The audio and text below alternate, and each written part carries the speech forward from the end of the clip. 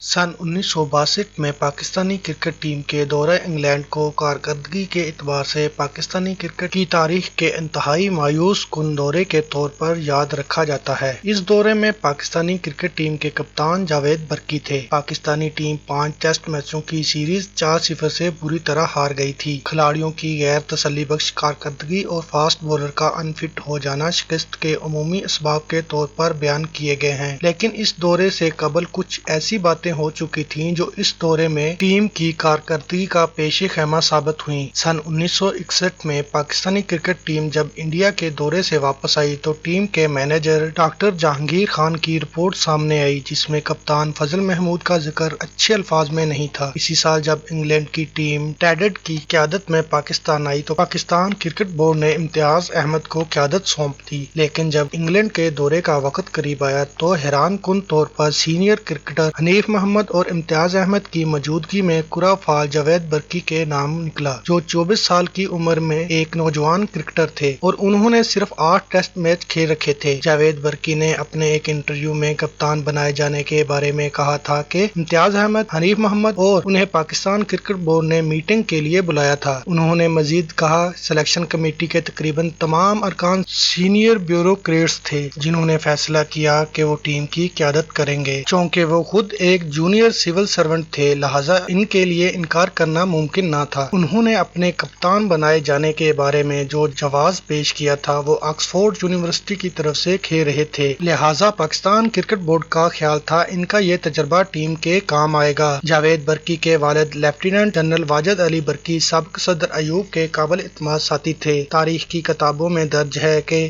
जिन 3 फौजी जर्नलों ने सदर सिकंदर मिर्जा से पहले से तैयार करदा इस्तीफे पर दस्तखत कराए थे, इनमें जनरल वाजिद अली बर्की भी शामिल थे। फजल महमूद अपनी किताब फ्रॉम डिस्क टू डॉन में जावेद बर्की को कप्तानी दिए जाने का तफसील से जिक्र किया है। ये दावा किया है ऊपर से आए हुए अहकामात के सबब जावेद बर्की को कप्तानी सौंपी गई थी। फजल महमूद अपनी किताब में लिखते हैं कि एक दिन वो अपने दफ्तर में बैठे थे, एक फोन कॉल आई। ऑपरेटर ने कहा, फजल साहब, मैं आपको ये गुफ्तगू सुनवा रहा हूँ, लेकिन आप खामोशी से सुनिएगा, कुछ नहीं बोलिएगा वरना मेरी नौकरी चली जाएगी। फजल महमूद लिखते हैं, इसके बाद इस शख्स ने मुझे ये टेलीफोन गुफ्तगू सुनवाई। वो पाकिस्तानी क्रिकेट बोर्ड की एड हॉक कमेटी के इस वक्त के सरबराह जस्टिस A.R. कार्नेलिस और किसी आला अफसर के दरमियान थी। इसमें वो आला अफसर जस्टिस कार्नेलिस से कह रहे थे कि हम जिसके बारे में कह रहे हैं आपने उसे पाकिस्तानी टीम का कप्तान बनाना है। जस्टिस कार्नेलिस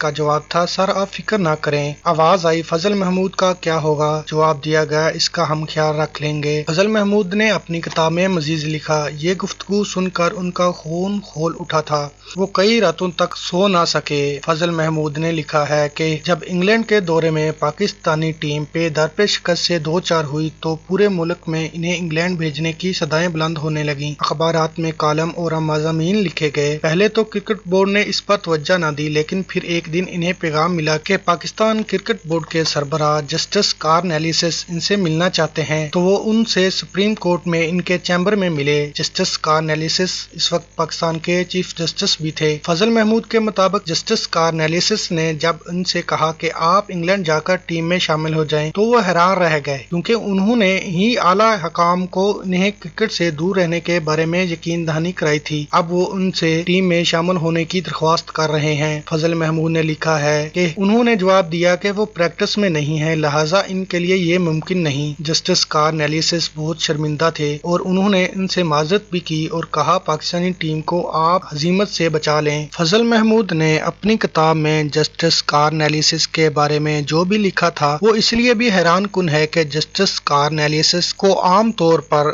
एक असूल पसंद शख्स के तौर पर याद रखा जाता है। फजल महमूद ने अपनी किताब में लिखा है कि वो चौथे टेस्ट मैच से चंद रोज पहले इंग्लैंड पहुंचे थे। उन्होंने लिखा है कि पाकिस्तानी टीम लगातार 3 टेस्ट हार चुकी थी, ताहम जावेद बर्की का इनके साथ रवैया अच्छा न था। फजल महमूद कहते हैं कि ट्रेंट ब्रिज के चौथे टेस्ट में उन्होंने 60 ओवर तक तवील बॉलिंग स्पेल किया और 130 रन देकर 3 विकेटें हासिल की, लेकिन जब भी उन्होंने जावेद बर्की से अपनी पसंद के फील्ड सेट करने के लिए कहा तो उन्होंने इनकार कर दिया। दूसरी जानब जावेद बर्की ने अपने एक इंटरव्यू में फजल محمود کو انگلینڈ بھیجے جانے کے فیصلے کو غلط قرار دیتے ہوئے کہا تھا۔ ٹیم مینجمنٹ تیز بولر بشیر حیدر کو انگلینڈ بلانا چاہتی تھی، لیکن فضل محمود کو بھیج دیا گیا جو اس وقت تک اپنا اثر کھو چکے تھے۔ جاوید برقی نے اس انٹرویو میں فضل محمود کے لیے سلو میڈیم لیگ اسپنر کا لفظ استعمال کیا تھا۔ فضل محمود نے آل کے 5ویں اور آخری ٹیسٹ میں 49 اوور کیے اور 192 رنز دے کر 2 وکٹیں حاصل کی۔ یہ وہی آل گراؤنڈ تھا جہاں انہوں نے